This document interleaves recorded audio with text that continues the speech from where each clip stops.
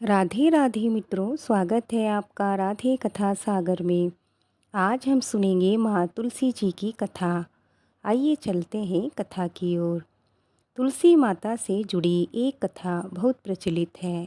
श्रीमद् देवी भागवत पुराण में इनके अवतरण की दिव्य लीला कथा भी बनाई गई है। एक बार भगवान शिव ने अपने तेज को समुद्र में फेंक दिया था। उससे एक महातेजस्वी बालक ने जन्म लिया। यह बालक आगे चलकर जालंधर के नाम से पराक्रमी दैत्य राजा बना। इसकी राजधानी का नाम जालंधर नगरी था। दैत्यराज कालनेमी की कन्या वृंदा का विवाह जालंधर से हुआ। जालंधर महाराक्षस था।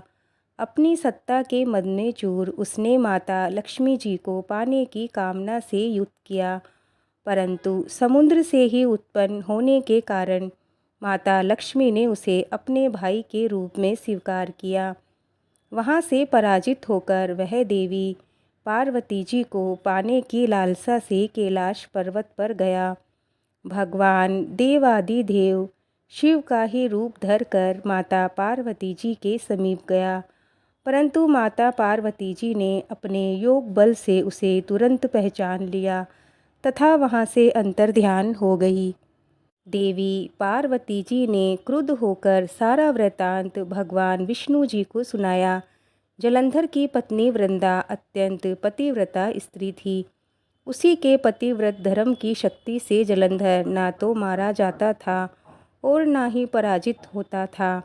इसीलिए जालंधर का नाश करने के लिए वृंदा के पतिव्रत धर्म को भंग करना बहुत जरूरी था। इसी कारण भगवान विष्णु ऋषि का वेश धारण कर वन में जा पहुँचे, जहाँ वृंदा अकेली भ्रमण कर रही थी। भगवान के साथ दो मायावी राक्षस भी थे, जिन्हें देखकर वृंदा भयभीत हो गई।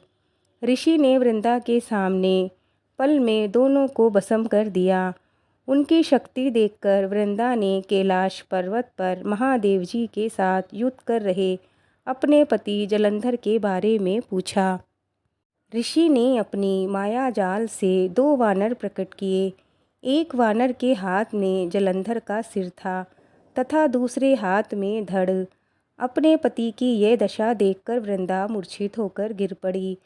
होश में आने पर उन्होंने ऋषि रूपी भगवान से विनती की कि वह उसके पति को जीवित कर दे। भगवान ने अपनी माया से पुनः जालंधर का सिर धड़ से जोड़ दिया, परंतु स्वयं भी उसी शरीर में प्रवेश कर गए। वृंदा को इस छल का जरा भी आभास नहीं हुआ। जालंधर बने भगवान के साथ वृंदा पतिव्रता का व्यवहार करने लगी, जिससे उसका सतीत्व भंग हो गया। ऐसा होते ही वृंदा का पति जालंधर युद्ध में हार गया। इस सारी लीला का जब वृंदा को पता चला तो उसने क्रुद्ध होकर भगवान विष्णु को शीला होने का श्राप दे दिया तथा स्वयं सती हो गई। जहाँ वृंदा भस्म हुई वहाँ तुलसी का पौधा उगा। भगवान विष्णु ने वृंदा से कहा, हे वृंदा, तुम अपने सतीत्व के कारण मुझे लक्ष्मी जी से भी अधिक प्रिय हो गई हो।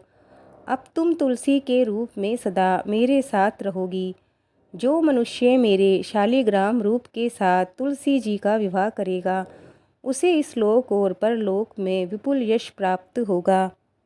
जिस घर में तुलसी होती है वहाँ यम के दूत भी असमय नहीं जा सकते। गंगा व नर्मदा के जल में स्नान तथा तुलसी का पूजन बराबर माना जाता है, चाहे मनुष्य कितना भी पापी क्यों ना हो। मृत्यु के समय जिसके प्राण मंजरी रहित तुलसी और गंगा जल मुख में रखकर निकल जाते हैं, वह पापों से मुक्त होकर बैकुंठ धाम को प्राप्त होता है। जो मनुष्य तुलसी व आंवलों की छाया में अपने पितरों का श्राद्ध करता है, उसके पितर मोक्ष को प्राप्त हो जाते हैं। उसी दैत्य जालंधर की यह भूमि जालंधर नाम से विख्यात है। सती वृंदा का मंदिर मोहल्ला कोट किशनचंद में स्थित है।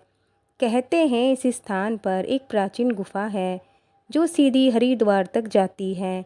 सच्चे मन से 40 दिन तक सती वृंदा देवी के मंदिर में पूजा करने से सभी मनोरथ पूर्ण होते हैं।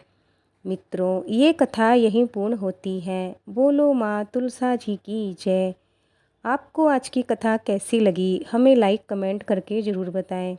मिलते हैं और एक नई कथा के साथ। तब तक के लिए जय श्री कृष्णा, जय श्री राधे।